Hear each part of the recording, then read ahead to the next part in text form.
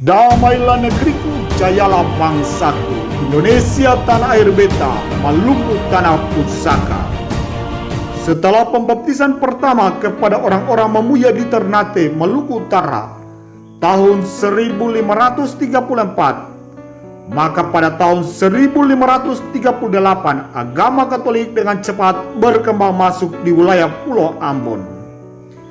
Ketika Santo Franciscus Xavierus tiba di Pulau Ambon pada tanggal 14 Februari tahun 1546, telah terdapat sejumlah besar kampung-kampung yang penduduknya telah menganut agama Katolik. Situasi gereja Katolik mengalami perubahan, mengalami masa-masa suram saat VOC berkuasa di Nusantara. Pada tahun 1605, dua imam Katolik dari Serikat Yesus dipaksakan untuk harus meninggalkan Pulau Ambon, dan peristiwa ini menandai akhir dari episode ini. Gereja Katolik kini kembali merintis misinya di Pulau Ambon pasca bubarnya VOC tahun 1799, atau setelah 200 tahun lebih ketika adanya iklim kebebasan beragama di wilayah Hindia Belanda. Ada beberapa kendala yang dihadapi saat misi hendak dirintis, yaitu pertama, masih terdapat sekelompok orang yang masih terbawa dengan pemikiran warisan zaman VOC, yaitu kurang bersahabat dengan misi gereja Katolik. Mengingat zaman itu kesadaran toleransi belum cukup dikumandangkan. Faktor kedua, banyak pegawai usahawan dari negara Belanda yang berkarya di Indonesia masuk dalam organisasi Freemason, suatu organisasi internasional anti agama.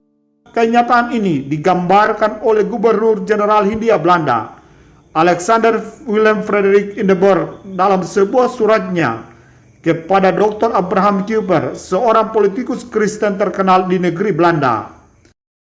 Dan faktor ketiga adalah peraturan pasal 123 dari Reglement of het Beleid der Hering van Nederlands Indie yang ditetapkan pada tahun 1854, yang menyatakan guru-guru agama Kristen, para imam dan pewarta Injil harus mendapat izin istimewa. Izin itu diberikan atas nama Gubernur Jenderal agar mereka boleh melaksanakan tugasnya dalam bagian tertentu dari Hindia Belanda. Kalau izin itu dianggap merugikan atau syarat-syaratnya tidak terpenuhi, maka Gubernur Jenderal dapat mencabut kembali. Aturan ini oleh para misionaris dipandang sangat merugikan misi.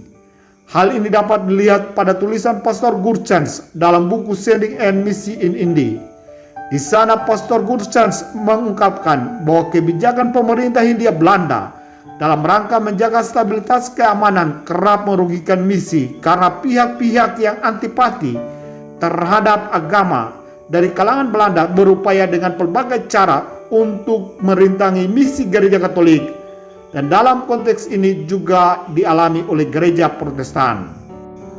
Mulai dari Pastor Nels, Pastor Nolens selaku prefek apostolik hingga Uskup Ars MSc sebagai vikaris apostolik kerap tidak searah dengan ketentuan tersebut.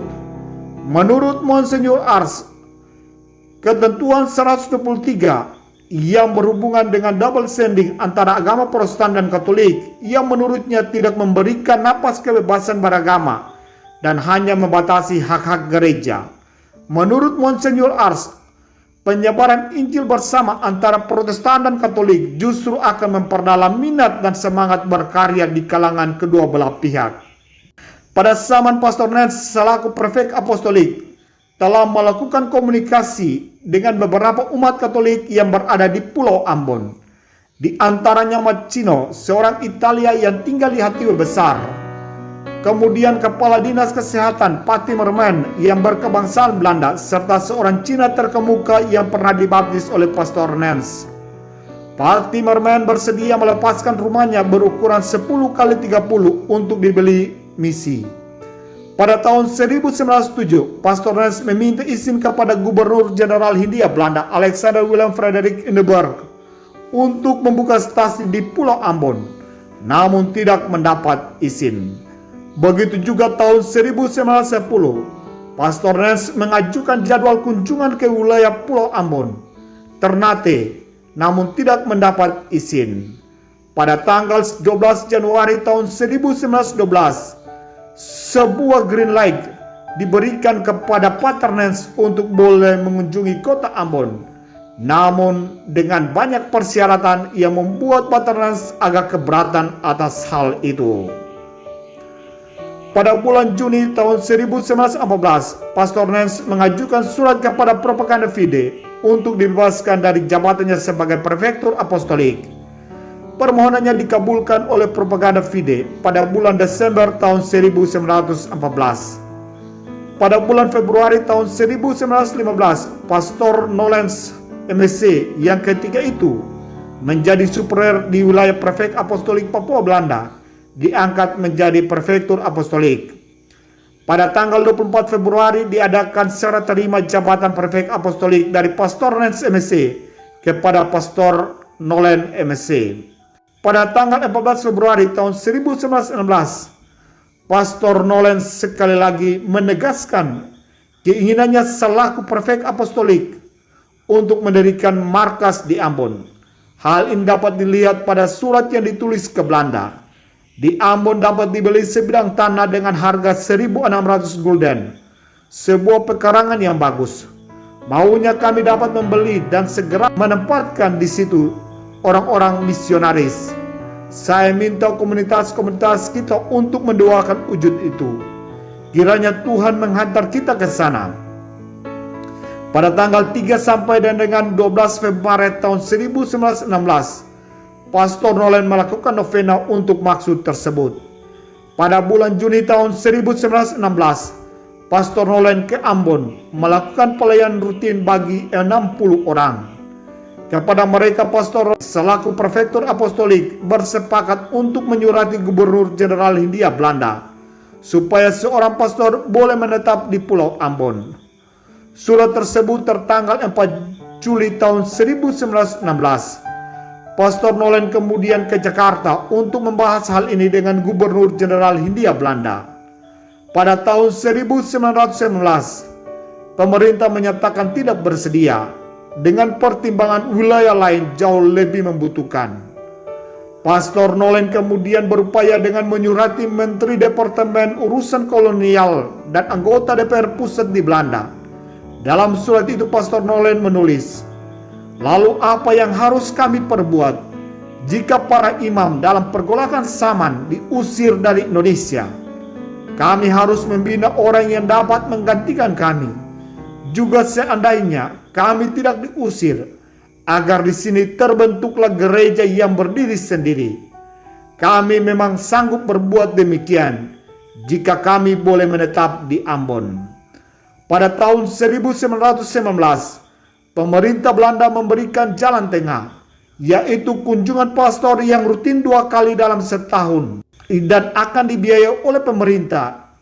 Jika lebih 4 kali, maka selebihnya itu menjadi tanggung jawab dari misi. Solusi ini diterima, mengingat pembiayaan yang mahal bila harus menjadi tanggung jawab dari misi. Pastor Nolen MSc pada tanggal 10 Maret tahun 1919 mengajukan surat pengunduran diri sebagai Prefek Apostolik kepada kongregasi. Kemudian pada tanggal 22 Desember tahun 1919, Pastor Nolen menyampaikan kepada pimpinan MSc di Belanda bahwa telah berhasil membeli sebidang tanah di Ambon dengan sebuah rumah yang baik. Mencermati perkembangan Prefektur Apostolik Papua Belanda yang berkembang dengan pesat, maka Propaganda Fide mengupayakan peningkatan status menjadi Vikariat Apostolik.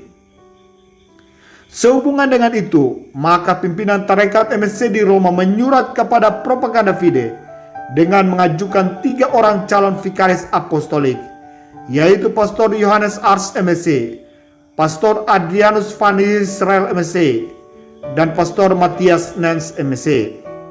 Pada tanggal 20 Agustus tahun 1920, diberitahukan pengganti Pastor Nolen MSc sekaligus menjadi Vikaris Apostolik yang pertama, yaitu Pastor Johannes Ars MSc, yang dari sejak tahun 1909 hingga diangkat menjadi Vikaris Apostolik berkarya di Surigao, Filipina.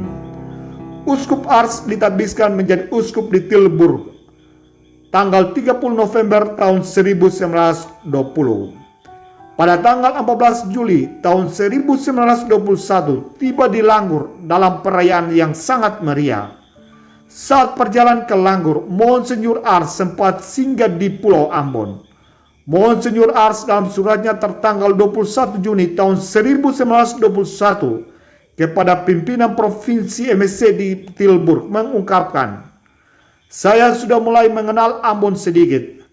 Ambon itu adalah sebuah kota kecil yang amat indah, dikelilingi bukit-bukit. Pada siang hari kami telah berjalan-jalan di kota. Tidak kudengar sepatah kata kurang enak pun. Malahan banyak orang memberi salam. Di Langgur sudah diputuskan membangun di Ambon sebuah gereja darurat bila tiba waktunya, bahwa diberi izin untuk kunjungan seorang pastor ke Ambon sebanyak 6 kali setahun." Dalam bulan Februari tahun 1923 telah dibeli sebidang tanah di Ambon untuk dibangun sebuah rumah gereja, dan pada tanggal 4 Juli tahun 1923 pemerintah mengizinkan kunjungan seorang pastor ke Ambon setiap tahun 6 kali. Pada bulan Agustus tahun 1924, Pastor Edward Kapers mengganti Pastor Nens yang selama ini melakukan pelayanan dinas ke Ambon, Banda, Ternate, dan sekitarnya. Pada tahun 1924, Bruder Tops menyediakan sebuah rumah gereja untuk Ambon.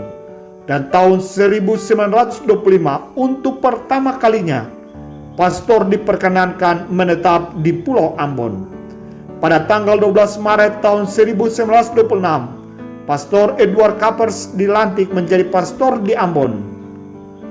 Dalam bulan Maret tahun 1926, Gereja Katolik pertama di Ambon diberkati. Dan pada tanggal 12 Februari tahun 1929, Pastor Smith MSC dilantik mengganti Pastor Edward Kapers di Pulau Ambon. Pada bulan Agustus tahun 1935, Pastor Dragers MSC dilantik mengganti Pastor Smith yang harus bertolak ke Belanda karena kondisi sakit. Hingga waktu itu, misi telah berhasil membeli beberapa petak tanah di Pulau Ambon yang berbatasan satu sama lain, sehingga keseluruhannya merupakan 2 bidang tanah yang cukup luas. Tanah ini letaknya di pinggir jalan utama, sebelah menyebelah.